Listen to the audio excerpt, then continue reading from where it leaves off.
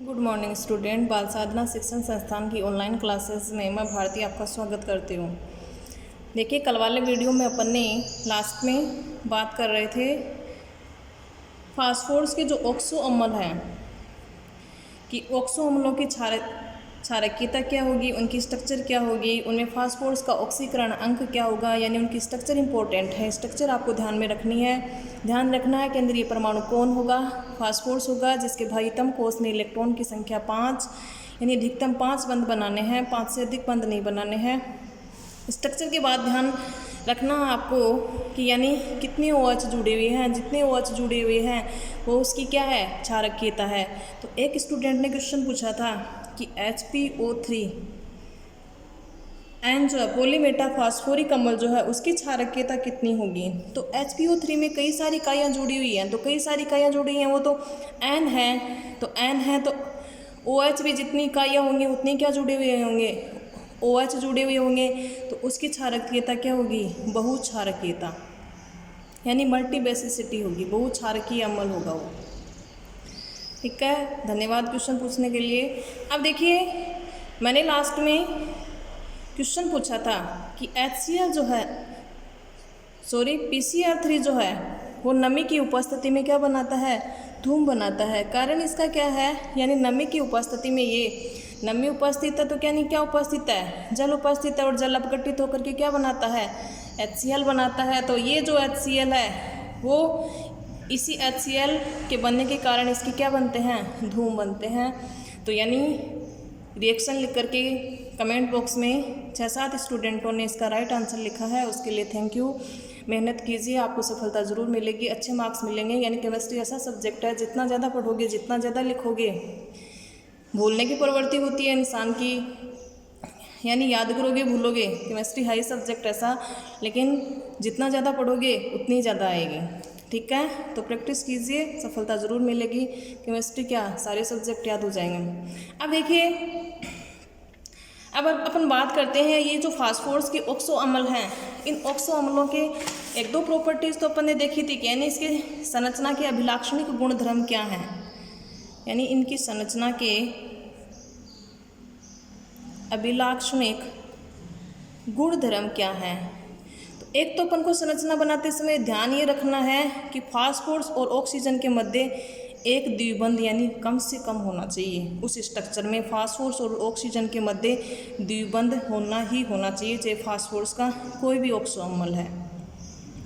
दूसरी बात कि इसमें कम से कम एक फास्फोरस और OH समूह उपस्थित होना चाहिए।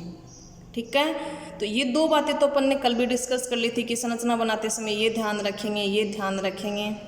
एक अपन ने ये भी डिस्कस कर लिया था कि जितने OH हैं उसकी क्षारकीयता का निर्धारण कर लेंगे OH समूह की संख्या के आधार पर, यानी POH बंध कितने हैं उसके आधार पर इसकी किसका निर्धारण कर सकते हैं, क्षारकीयता का निर्धारण कर सकते हैं। अब देखिए कि इसकी संरचना में क्या उपस्थित हैं। यदि pH बंध उपस्थित है, फास्फोरस और हाइड्रोजन के मध्य बंध उपस्थित है, तो जिस फास्फोरस के ऑक्सो अम्ल में जितने ज़्यादा pH बॉन्ड उपस्थित होंगे वो उतना ही ज़्यादा अच्छा अपचायक होगा। क्योंकि अच्छा अपचायक क्यों होगा, उतनी ज़्यादा प्रोटॉन आसानी से देगा, और प्रोटॉन आसानी से देगा यानी धन विद्युती का निष्कासन क्या कहलाता है, ऑक्सीकरण, और ऑक्सीकरण करने वाले पदार्थ क्या होते हैं, अपचायक होते हैं। तो यानी हाइपोफास्फोरस अम्ल की यदि बात करूं तो ये बहुत अच्छा अपचायक है। हाइपोफास्फोरस अम्ल में अपन ने देखा था, यानी उसकी संरचना में कितने दो फास्फोरस हाइड्रोजन आबंध पाए जाते हैं, डबल बॉन्ड OH। ये होती है स्ट्रक्चर हाइपोफास्फोरस अम्ल की, या फास्फोरस अम्ल की यदि बात कहूँ H3PO2। तो यानी इसकी संरचना में 2 फास्फोरस हाइड्रोजन बंध पाए जाते हैं, तो जितने ज़्यादा पाए जाते हैं वो उतना ही क्या होता है, अच्छा अपचायक होता है। तो इसकी क्षारकीयता ये क्या होता है, क्षारकीयता तो 1 होती है, और एक अच्छा अपचायक होता है क्योंकि इसमें क्या उपस्थित है, 2 फास्फोरस हाइड्रोजन आबंध उपस्थित हैं। ठीक है, तो यानी अच्छा अपचायक कौन होगा, यदि 2 फास्फोरस के ऑक्सो अम्ल देती है तो दोनों की स्ट्रक्चर बना लेना और कंपैरिजन कर लेना किसमें फास्फोरस हाइड्रोजन आबंध ज़्यादा हैं। जिसमें ज़्यादा होंगे उसकी क्षारकीयता क्या होगी, ज़्यादा होगी। एक जो है एक फास्फोरस की संरचना में फास्फोरस जो है जिन परमाणुओं से ये घिरा रहता है तो ये चतुष्फलकीय रूप से घिरा हुआ रहता है, यानी ये जो स्ट्रक्चर बनती है वो किस प्रकार की बनती है, टेट्राहाइड्रल स्ट्रक्चर बनती है। टेट्राहाइड्रल स्ट्रक्चर चतुष्फलकीय संरचना के रूप में घिरा हुआ होता है। ठीक है, अब देखिए कि फास्फोरस की यानी ऑक्सीकरण अवस्था +3 भी है, +5 भी है, -3 भी होती है, यानी ज़्यादा स्थायी तो +3 और +5 होती हैं, -3 भी होती है, यानी एक से अधिक ऑक्सीकरण अंक होने के कारण ये असमानुपात, इसके जो ऑक्सो अम्ल हैं उसमें असमानुपातीकरण की प्रबल प्रवृत्ति पाई जाती है। कैसे पाई जाती है, यानी जब H3PO3 इसको हीट करते हैं, गर्म करते हैं, तो ये बनाता है H3PO4 प्लस फोस्फीन, ये बनाता है। यानी कहने का मतलब फास्फोरस की यदि +3 ऑक्सीडेशन स्टेट में है तो उसमें असमानुपातीकरण की प्रक्रिया पाई जाती है। असमानुपातीकरण की प्रक्रिया कैसे, असमानुपातीकरण की अभिक्रिया में क्या होता है, यानी 1 से 2 से अधिक ऑक्सीकरण अंक उस अभिक्रिया में उस परमाणु के द्वारा क्या किए जाते हैं, प्रदर्शित किए जाते हैं असमानुपातीकरण की अभिक्रिया में। तो असमानुपातीकरण की अभिक्रिया में यहाँ फास्फोरस देखिए इसका ऑक्सीकरण अंक कितना है, 6 6 3 गए, कितना हो गया, यहाँ फास्फोरस का ऑक्सीकरण अंक है +3, यहाँ फास्फोरस का ऑक्सीकरण अंक कितना है, 4 दूनी 8, 3 गए, प्लस का 5 है, यहाँ फास्फोरस का ऑक्सीकरण अंक कितना है, -3 है, यानी फास्फोरस है वो 2 से अधिक ऑक्सीकरण अंक प्रदर्शित करता है। तो ये किस प्रकार की अभिक्रिया है, असमानुपातीकरण की अभिक्रिया है। तो फास्फोरस की +3 ऑक्सीडेशन स्टेट में हो तो उसमें उस स्थिति में उसमें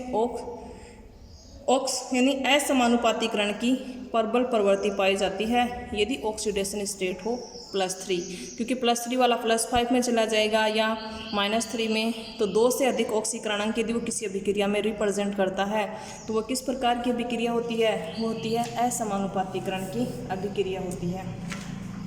अब अपन बात करते हैं, ये तो हो गए 15 ग्रुप एलिमेंट, अब अपन बात करेंगे 16 group element. 16 group element, 16 group element, 16 group element में फर्स्ट ऑफ ऑल अपन बात करते हैं कौन कौन से एलिमेंट आते हैं। तो ऑक्सीजन आता है, सल्फर आता है, सेलेनियम आता है, टेलुरियम आता है और पोलोनियम आता है, ये आते हैं 16 ग्रुप एलिमेंट में। अब अपन बात करते हैं इनके एटॉमिक नंबर की, यानी इनका एटॉमिक नंबर क्या होगा, परमाणु क्रमांक। तो यदि ऊपर वाले का परमाणु क्रमांक याद है तो जनरली ऊपर वाले का परमाणु क्रमांक यानी 20 तक या 30 तक तो सभी के याद रहते हैं। तो ऑक्सीजन का कितना होता है, 8 होता है। फिर वही अपन मैजिक नंबर ध्यान में रखेंगे, 8 18 18 32। ऊपर वाले का याद है तो ये जोड़ते जाएंगे, नीचे वाले का क्या आ जाएगा, परमाणु क्रमांक आ जाएगा। तो 8 में 8 जोड़ेंगे कितना हो जाएगा, 16। तो सल्फर का परमाणु क्रमांक कितना हो जाएगा, 16 हो जाएगा। अब 16 में कितना जोड़ेंगे, 18 जोड़ेंगे। तो 16 18 32 और 33 34। 34 किसका हो जाएगा, सेलेनियम का परमाणु क्रमांक हो जाएगा। 18 और 34 ये दोनों जोड़ेंगे तो कितना हो जाएगा, 3 4 1 5 52 हो जाएगा। अब 52 में कितना जोड़ेंगे, 32 जोड़ेंगे तो कितना हो जाएगा, 4 और 8 84 हो जाएगा। तो इस तरह से इनका परमाणु क्रमांक याद कर लेंगे, कि परमाणु क्रमांक इसलिए ध्यान होना चाहिए कि हो सकता है किसी का आपको इलेक्ट्रॉनिक कॉन्फ़िगरेशन पूछ लिया जाए तो वहाँ आपके एटॉमिक नंबर यदि ध्यान में होगा तो आप आसानी से क्या लिख सकते हो, उसका इलेक्ट्रॉनिक कॉन्फ़िगरेशन लिख सकते हो।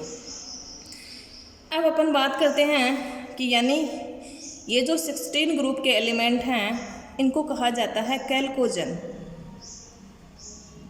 कई जगह चैल्कोजन भी लिखा हुआ है, दोनों एक ही बातें हैं। कैल्कोजन का अर्थ होता है अयस्क बनाने वाले। अयस्क क्या होते हैं, खनिज क्या होते हैं, इसका डिस्कशन अपन करेंगे 6 वाले चैप्टर में। बाकी खनिज जिनसे कि धातु प्राप्त की जा सके वो क्या कहलाते हैं, अयस्क कहलाते हैं। तो अधिकांश अयस्क जो हैं वो 16 ग्रुप के जो एलिमेंट हैं उन्हीं के द्वारा निर्मित किए जाते हैं। इस कारण इनको कहा जाता है अयस्क बनाने वाले, अर्थात कैल्कोजन कहा जाता है।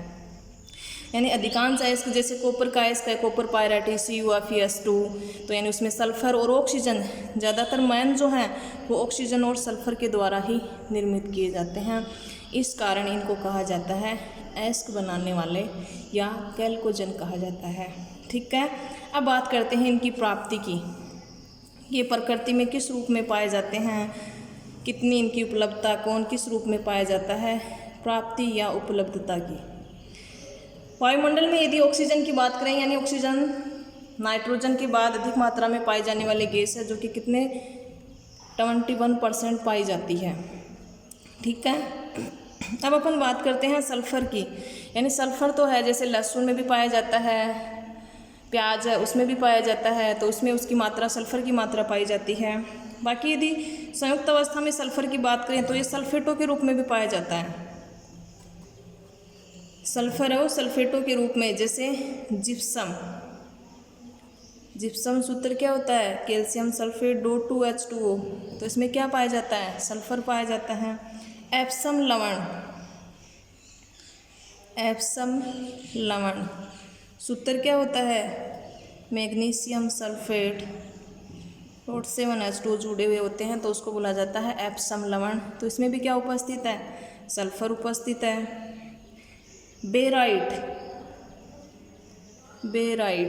बेरियम सल्फेट को कहा जाता है, यानी ये तो हो गया सल्फेट के रूप में, सल्फर है वो जिप्सम में पाया जाता है, एप्सम लवण में पाया जाता है, बेराइट में पाया जाता है।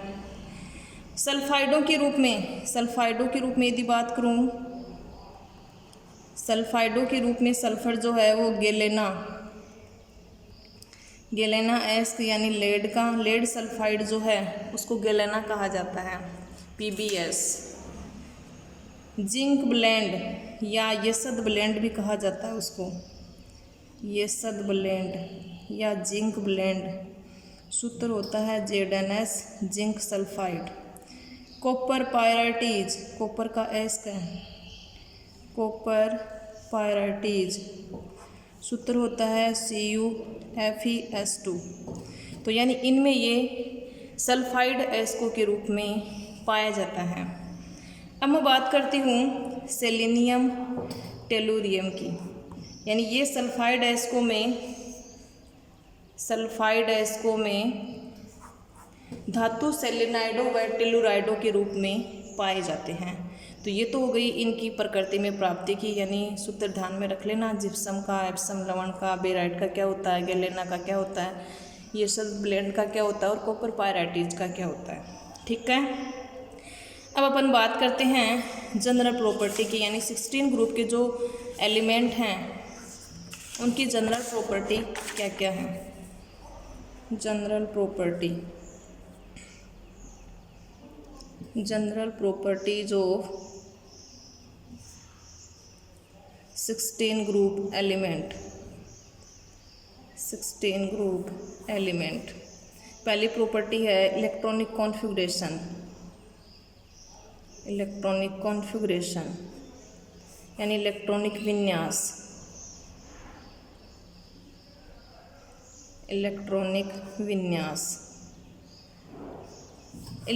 विन्यास की यदि बात करूँ तो यानी फर्स्ट ऑफ ऑल आपकी याद क्या होना चाहिए, परमाणु क्रमांक आपकी याद होना चाहिए। परमाणु क्रमांक यदि याद है तो आप क्या लिख सकते हो, इलेक्ट्रॉनिक कॉन्फ़िगरेशन लिख सकते हो। 16 ग्रुप के एलिमेंट के सामान्य भारितम इलेक्ट्रॉनिक कॉन्फ़िगरेशन की बात करूँ तो वो क्या होता है, NS2Np4 होता है। NS2Np4 कौन से आवर्त में होगा, N तो उसका आवर्त हो जाएगा, और अंतिम इलेक्ट्रॉन S में 2 भरे जाएंगे और P में कितने भरे जाएंगे, 4 भरे जाएंगे। ठीक है, बाकी जस्ट पहले इनर्ट गैस है 3D 4D 5D कौन सी सीरीज़ में है, या 4F में है या 5F में है, तो वो उनके पहले लिखा जाएगा। तो मैं बात करती हूँ यानी ऑक्सीजन, सल्फर, सेलेनियम, टेलुरियम और पोलोनियम की। परमाणु क्रमांक अपन ने अभी निकाला था, यानी ऑक्सीजन का कितना निकाला था 8 निकाला था, इसका 16, 18 ऐड किया था कितना आया था 34, 18 ऐड किया था कितना आया था 52, और 32 ऐड किया था कितना आया था 84। परमाणु क्रमांक लिखने के पश्चात ऑक्सीजन के जस्ट पहले कौन सी इनर्ट गैस आती है, जस्ट पहले आती है हीलियम। तो दो तो यानी शॉर्ट में लिखने के लिए करेंगे, नहीं बाकी आपको प्रोफाइल डायग्राम बता रखा है। यदि इस तरह से नहीं लिख सकते हो तो उस वाले प्रोफाइल डायग्राम से 1s 2s 2p वो इस तरह से जो बना करके आपको डायग्रामेटिकली जो बताया था, तो उस तरीके से आपको क्या लिखना है, इलेक्ट्रॉनिक कॉन्फ़िगरेशन लिखना है। ठीक है, तो जस्ट पहले इनर्ट गैस कौन सी आती है, हीलियम आती है। कौन सी आवृत्त में है, ये दूसरे आवृत्त में है, तो ये तो हो जाएगा दूसरे आवृत्त में है 2s2 और 2p4। तो यानी 8 करने हैं, 2 2 4 और 4 8, तो ये हो जाएगा इसका इलेक्ट्रॉनिक कॉन्फ़िगरेशन। सल्फर के जस्ट पहले कौन सी इनर्ट गैस आती है, नियोन आती है, जिसका परमाणु क्रमांक 10 होता है। 6 और चाहिए, तीसरे आवृत्त का है 3s2 3p4। सेलेनियम जस्ट पहले कौन सी इनर्ट गैस आती है, आर्गन आती है, यानी क्रिप्टॉन तो 36 पे आएगी जो कि ज़्यादा हो जाएगी। तो जस्ट पहले तो क्या आती है, आर्गन आती है। परमाणु क्रमांक कितना होता है 18 होता है, तो 18 तो ये हो गया। फिर इससे पहले कौन सी सीरीज आती है, 3D सीरीज के तत्व आते हैं। इसके पहले टेलुरियम के पहले 4D सीरीज के, और इससे पहले 5D सीरीज के, और बीच में 4F के 14 एलिमेंट आते हैं, लेंथेनाइड आते हैं। ठीक है, तो इनमें भी इलेक्ट्रॉन भरे जाएंगे। तो आर्गन, उसके बाद 3D सीरीज आती है, उसके 10 के 10 एलिमेंट आते हैं, और लास्ट में कौन से आवृत्त का है 4s 4p 4s2 4p4, तो ये हो जाएगा इसका इलेक्ट्रॉनिक कॉन्फ़िगरेशन। टेलुरियम का क्या होगा, जस्ट पहले इनर्ट गैस क्या है, क्रिप्टॉन, 4D10 कौन सी सीरीज़ आती है, 4D10 के 10 एलिमेंट आते हैं। कौन सी आवृत्त का है, 5वें का 5s2 5p4। पोलोनियम का क्या हो जाएगा, जस्ट पहले इनर्ट गैस कौन सी है, जीनॉन 4F 14 भी और 5D10।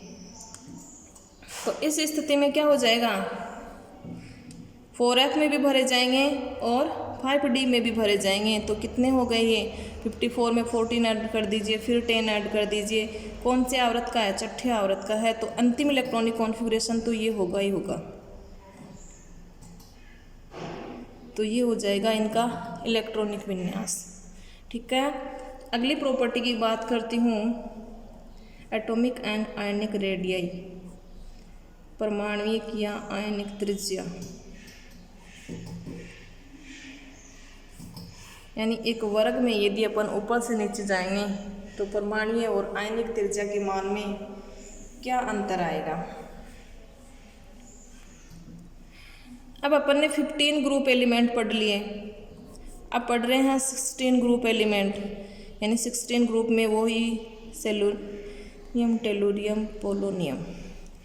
अब देखिए, यानी बात करती हूँ, यानी यहाँ पर आर्सेनिक, एंटीमनी और बिस्मथ कंपैरिजन करके पूछ लिया जाए कि 16 ग्रुप के एलिमेंट जो हैं उनका आकार अपने संगत आवृत्त के 15 ग्रुप के जो एलिमेंट हैं उनकी अपेक्षा छोटा होता है। ऐसा क्यों होता है, यानी नाइट्रोजन और ऑक्सीजन कंपैरिजन करूं, आकार किसका छोटा है, ऑक्सीजन का। फास्फोर सल्फर की बात करूं, आकार किसका छोटा है, सल्फर का।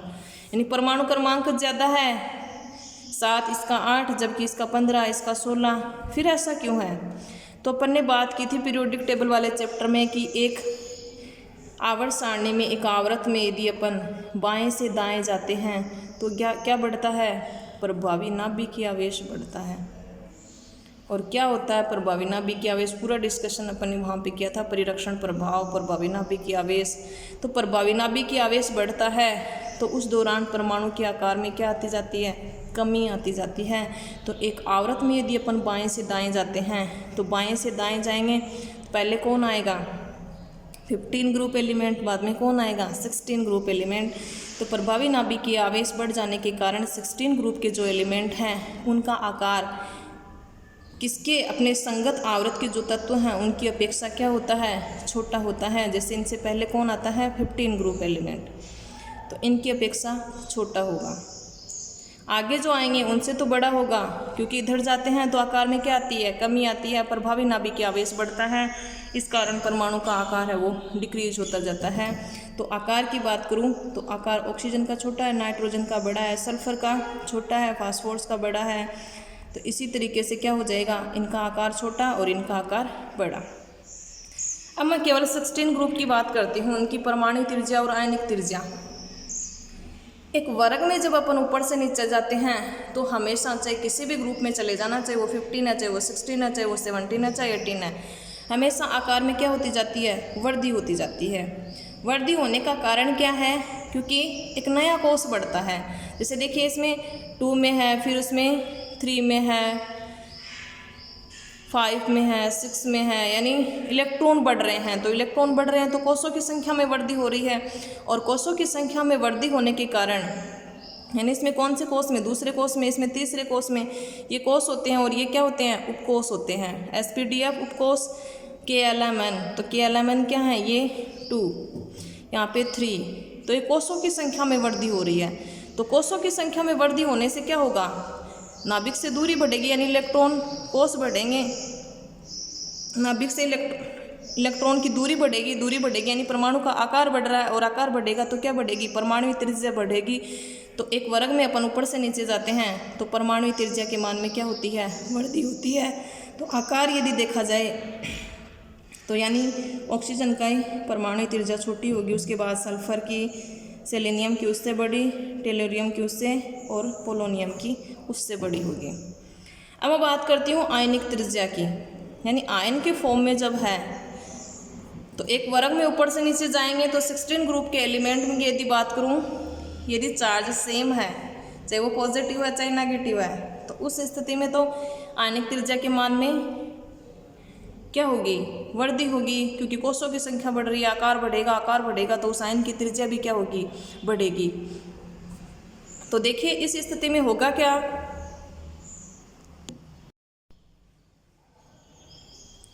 आयनिक त्रिज्या 16 ग्रुप एलिमेंट में यदि, यानी इनके ऊपर चार्ज यदि देखूं तो सामान्य ऑक्सीकरण अंक जो होता है वो इनका -2 होता है। -2 होने के कारण, यानी ऊपर से नीचे जाएंगे तो क्या होगा, -2 सल्फर, -2 सेलेनियम, यानी इनका P जो उपकोष है वो क्या हो जाएगा, पूर्णपूरित हो जाएगा, 6 हो जाएंगे, 2 इलेक्ट्रॉन ग्रहण करेंगे तो सेलेनियम -2, टेलुरियम -2, पोलोनियम -2। तो -2 चार्ज है, यानी इलेक्ट्रॉन की संख्या में वृद्धि हो रही है। इलेक्ट्रॉन की संख्या में वृद्धि होगी तो आकार भी क्या होगा, बड़ा होगा। तो सेम इलेक्ट्रॉन की वृद्धि हो रही है, और वैसे ऊपर से वर्ग में ऊपर से नीचे जाते हैं तो आकार में वृद्धि हो रही है, इलेक्ट्रॉन की संख्या में सामान्य वृद्धि हो रही है, तो आयनिक त्रिज्या के मान में भी क्या होगी, वृद्धि होगी। तो पोलोनियम की आयनिक त्रिज्या सबसे ज़्यादा, टेलुरियम की, फिर उसकी, फिर सल्फर की, और सबसे छोटी आयनिक त्रिज्या होगी ऑक्सीजन की होगी। अब मैं बात करती हूँ अगली प्रॉपर्टी जो है वो है आयनन एंथैल्पी की। आयनन एंथैल्पी की, आयनन एंथैल्पी,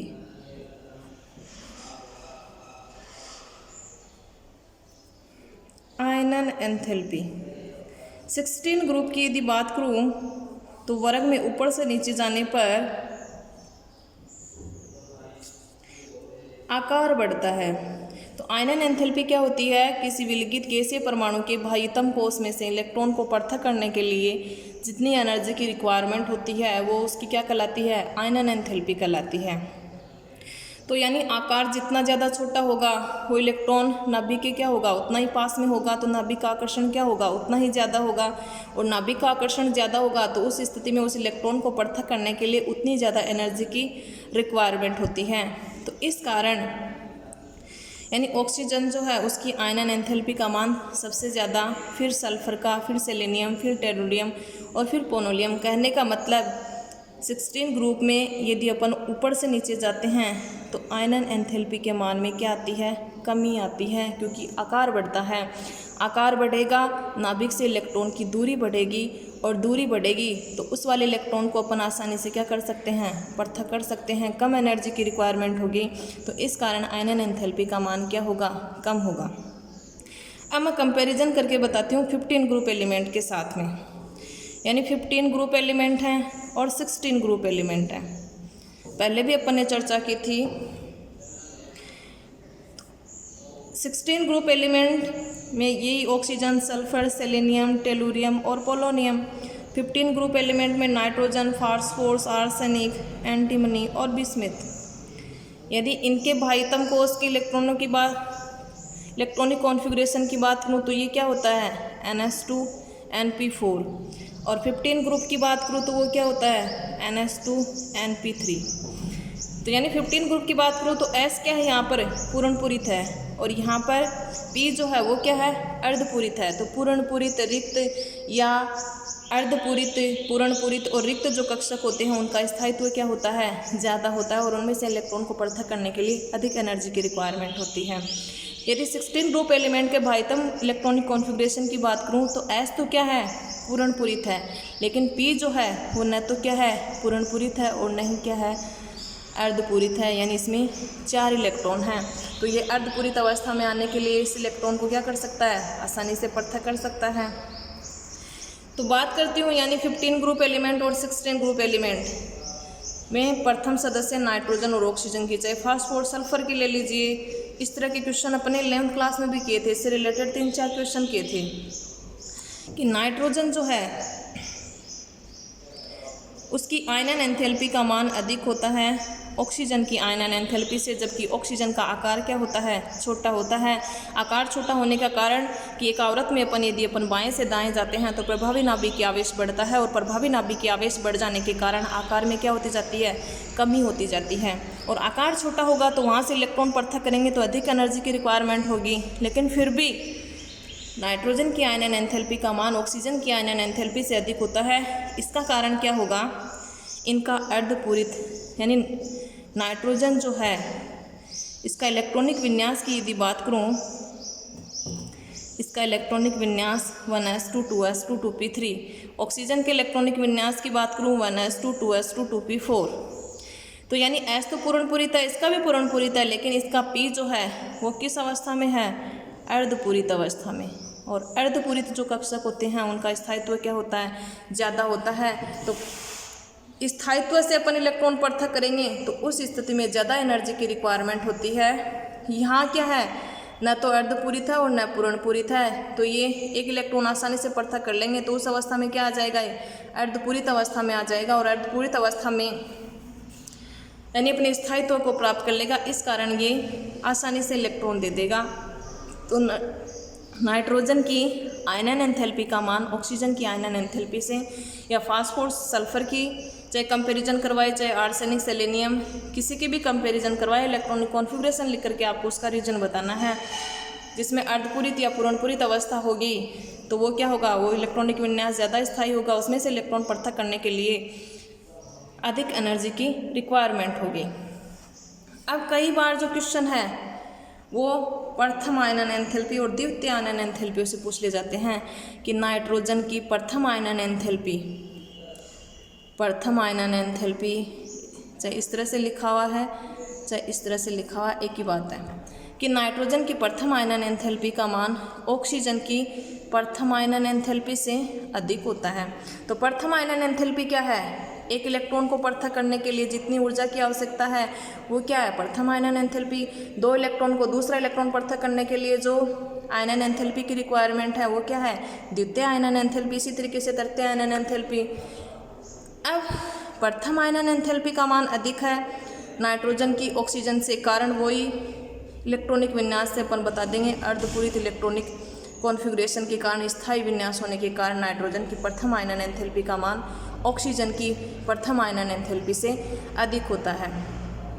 अब आपके लिए क्वेश्चन है और करवाया हुआ भी आपसे कि नाइट्रोजन जो है उसकी द्वितीय आयनन एंथैल्पी, इसका मान जो है वो ऑक्सीजन की द्वितीय आयनन एंथैल्पी, द्वितीय आयनन एंथैल्पी IE2, इससे क्या होता है, कम होता है। कहने का मतलब ऑक्सीजन की द्वितीय आयनन एंथैल्पी का मान नाइट्रोजन की द्वितीय आयनन एंथैल्पी से अधिक होता है, क्यों? या कई बार क्वेश्चन पूछ लिया जाता है और नाइट्रोजन और ऑक्सीजन की द्वितीय आयनन एंथैल्पियों में से किसकी अधिक होगी और क्यों। ठीक है, तो पहले इलेक्ट्रॉनिक कॉन्फ़िगरेशन लिख लेना, एक एक इलेक्ट्रॉन निकाल देना, फिर उसका विन्यास देख लेना किस तरह से आपको क्या करना है। तो पूरा अपना किया हुआ है, क्वेश्चन भी किया हुआ है, उसका आंसर भी बताया हुआ है, पूरा समझाया हुआ है। तो आज के कमेंट बॉक्स में आपको इसका आंसर देना है कि नाइट्रोजन और ऑक्सीजन द्वितीय आयनन प्रथम आयनन एंथैल्पी का तो मैंने रीजन बता दिया, और द्वितीय आयनन एंथैल्पी जो है वो ऑक्सीजन की अधिक होती है और नाइट्रोजन की कम होती है, ऐसा क्यों होता है। ठीक है, तो थैंक यू, आज के वीडियो में इतना ही।